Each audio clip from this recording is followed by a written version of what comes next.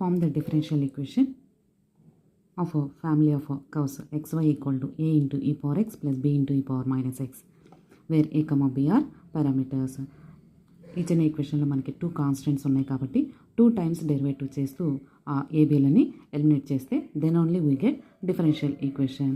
Given equation differentiating with respect to x, ఇది మనకి UE ఫామ్లో ఉంది కాబట్టి u into derivative of v plus v into derivative of u ఫార్ములాని apply చేసుకోవాలి. Equal to a into e power x derivative e power x plus b into e power minus x derivative e power minus x into minus x derivative minus 1. Again differentiating with respect to x. This is also